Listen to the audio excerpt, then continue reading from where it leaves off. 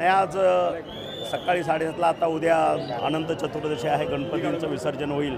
आज मला संधी मिळाली, आज वेळ मिळाला, मी सकाळ आज सपत्नीक दगडूशेठ हलवाईंचं दर्शन घ्यायला आलो। अतिशय चांगल्या पद्धतीने ह्या ठिकाणी उपक्रम राबवला जातो।